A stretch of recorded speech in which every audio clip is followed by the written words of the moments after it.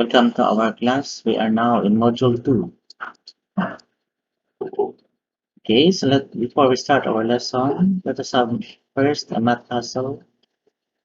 What should be the correct answer? Choose the correct answer. So we have 10 plus 10, then 0 plus 10. So is it A, B, C, or D? So the correct answer is letter C. We have 20. So you have to multiply first 10 times 0 equals 0. Then we have 10 plus 10. And the answer is 20. Okay, so are you familiar with the symbol? This is figure, this is a rectangle, so we have the length and the width. So the formula is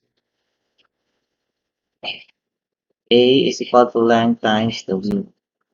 So what if we're going to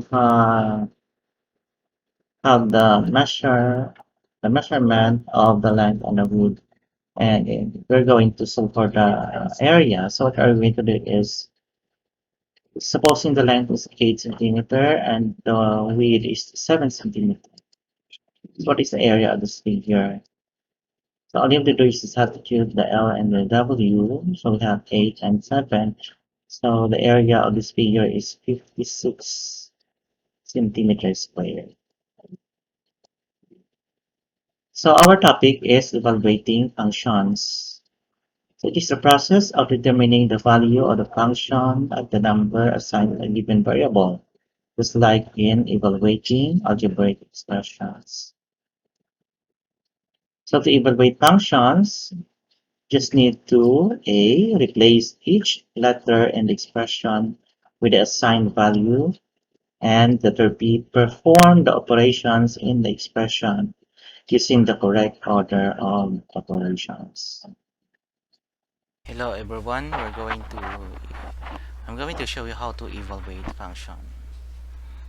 So let's start with the first example.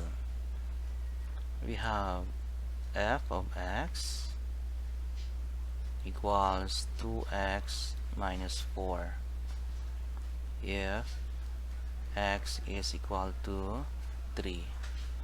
So all you have to do is to replace all the variables with the value of x, which is 3. So we have f of 3 is equal to 2 times 3 minus 4. Then we have 2.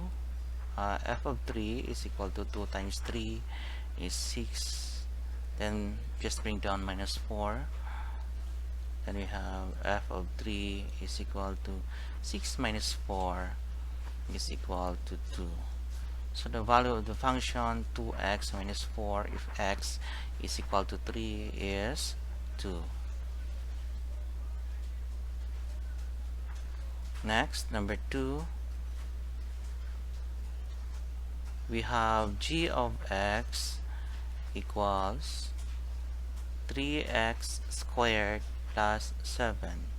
We're going to evaluate the function if the value of g is equal to negative 3.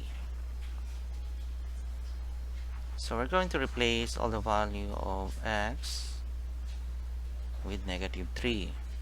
So we have g of negative 3 is equal to 3 times negative 3 squared plus 7.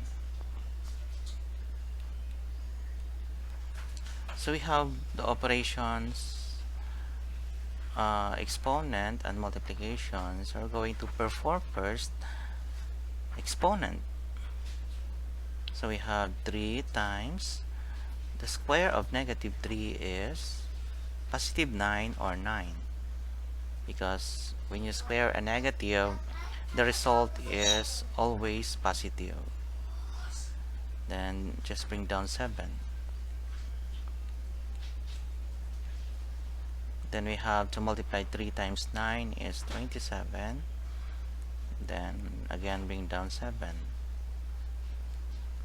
Then finally g of negative 3, we have 27 plus 7 is 34. So our final answer is 34.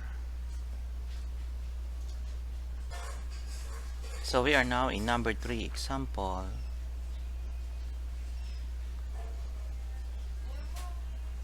We have p of x equals 3x squared plus 5x minus 2.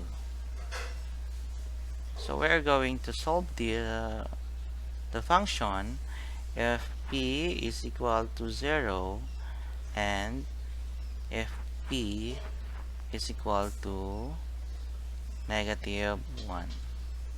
So we will take this as two different examples using the same function. So we're gonna try to answer this first using the value of p, which is 0. So we have p of 0 equals 3 times 0 squared plus 5 times 0 plus 2.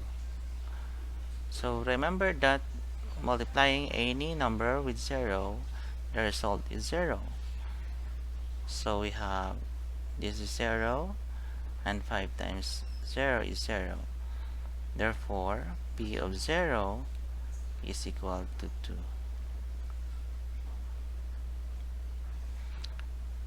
Now we're going to answer it again, the same function, but we have another value for x, which is negative 1. So we have p of negative 1 is equal to 3 times negative 1 squared plus 5 times negative 1 minus 2. So we're going to square first negative 1 square. The result is positive 1. Then multiply 5 times negative 1. You are multiplying unlike signs, so the result is negative 5. Then just bring down minus 2. So 3 times 1 is 3 minus 5 minus 2. Okay, so in this case, we can combine two negative first, or we can solve this from left to right. Okay, we will solve this from left to right. 3 minus 5 is negative 2 minus 2. So negative 2 minus 2 is negative 4. So the answer is negative 4. So what if we're going to combine first two negative? Is the answer still the same? Let's see. So negative 5 minus 2 is negative 7. So we have 3 minus 7. So what is 3 minus 7? So the answer is still negative 4.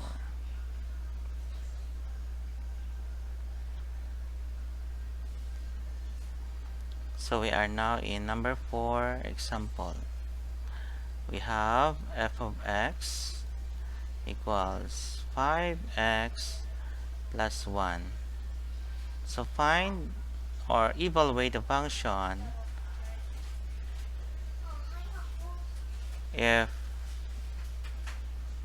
the value of the variable is h plus 1.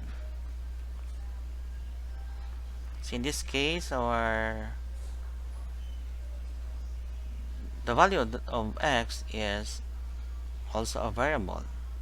So we have f of h plus 1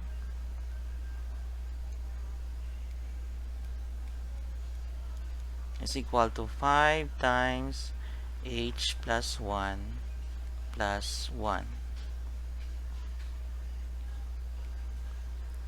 Okay, so in this case, we can use the distributive property of multiplication. That means we're going to multiply 5 to each and 5 to 1. So we have 5h. 5 times 1 is 5. Then just bring down 1.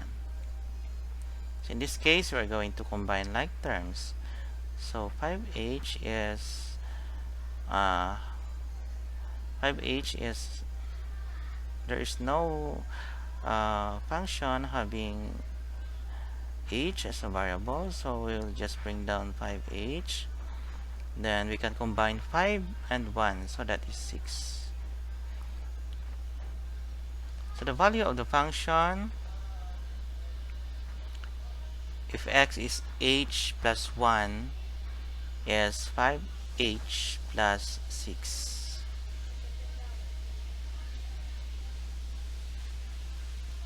We are now in number 5. We have g of x equals the square root of 3x minus 2. So we're going to evaluate the function if g is equal to 9. So we have g of 9 is equal to the square root of 3 times 9 minus 2. So we will multiply first 3 times 9. We got 27. Then bring down minus 2.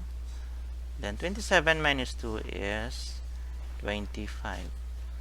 Then we can get the square root of 25, which is 5. So the value of the function 3x minus 2, if the value of x is 9, is 5.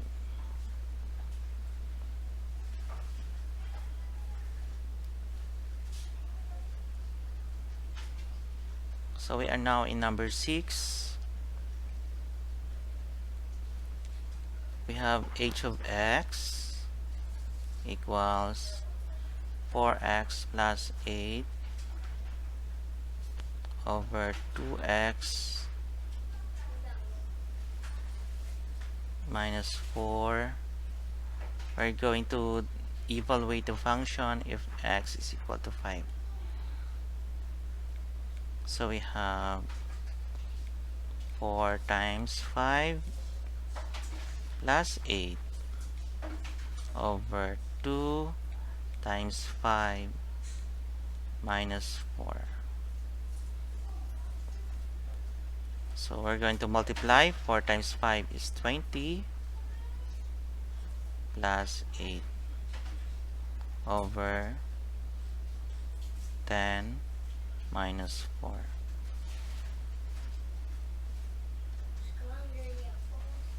So 20 plus 8 is 28 over 10 minus 4 is 6. Can we divide 28 divided by 6? So the answer is no. So all you have to do is to get the lowest term of 28 over 8. So we can divide the numerator and the denominator with 2. So 28 divided by 2 is 14. And 6 divided by 2 is 3. So our answer is 14 over 3.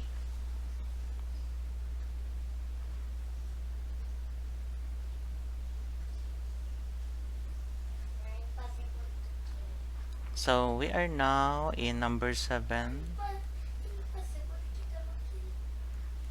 We have f of x is equal to 2 raised to x.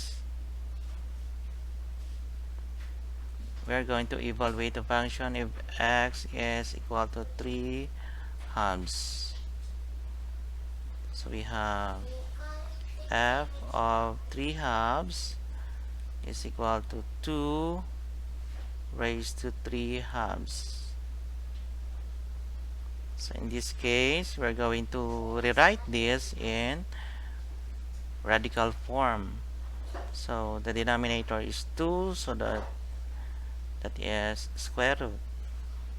Then we have the radicand is 2 and the exponent is 3.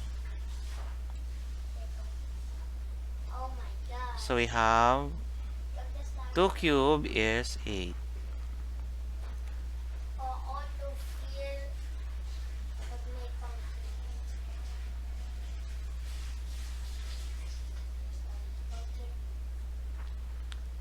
Okay, but we can still simplify square root of 8. So that is 4 times 2. Then what is the square root of 4? We have 2. Therefore, we have 2 square root of 2. So that is our final answer.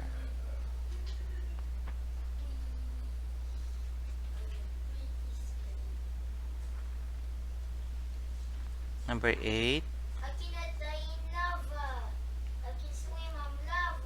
H of x is equal to, we have this symbol, the greatest integer of x plus 2. So we're going to evaluate if x is equal to 2.4. So what does it mean when we say the greatest integer? So it will always go back to the lowest integer. For example, 2.9, the answer is 2. 2.8, the answer is 2. 2.1, the answer is still 2. How about 3.5? 3.5, the greatest integer of 3.5 is still 3. So the greatest integer is different from rounding off an decimal or rounding off numbers. So in this case, we have h of x. What I mean is h of 2.4 is equal to 2.4, the greatest integer of 2.4 plus 2. So the greatest integer of 2.4 is 2 plus 2. So the answer is 4.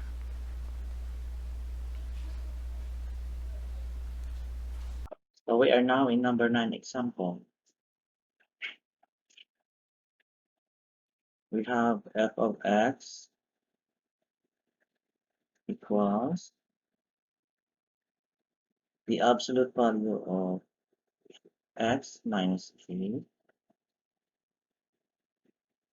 if x is equal to 3. So we have here symbol, the absolute value. What does it mean when we say absolute value? So it refers to the distance of a certain number from 0. So it has no sign, regardless if it is from left or from right. So we have f of 3 is equal to the absolute value of 3 minus a. So 3 minus 8 is negative 5. So we have the absolute value of negative 5, so the answer is 5.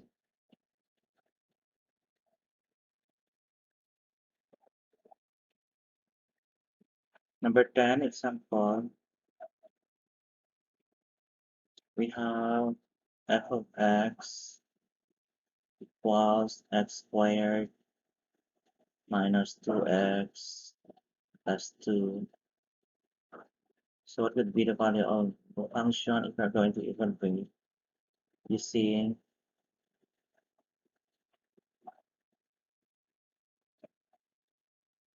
two x minus 3. So the value of x is a binomial, which is 2x minus 3. So we're going to substitute 2x minus 3 to all the variables x. We have 2x minus 3 squared minus 2 times 2x minus 3 plus 2. So look at here, we are going to to get a binomial, to get the square of a binomial. So we're going to apply special product. That means we're going to square the first term. We have 4x squared. Then multiply the first and the second term times 2. So 2x times negative 3 is negative 6x times 2. We have negative 12x.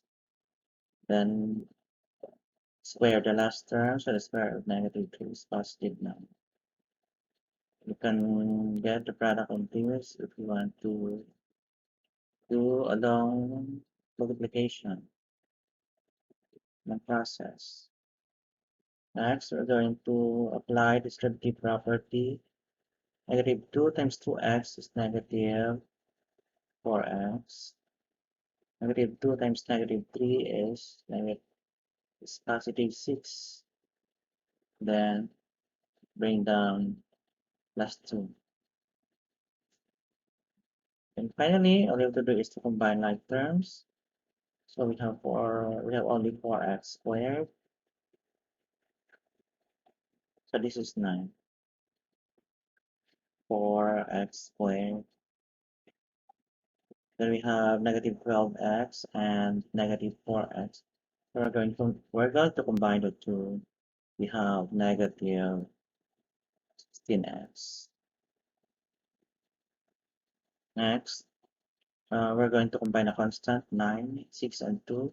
They are all positive, so it's easier to combine these three numbers. So we have 9 plus 6 is 15 plus 2.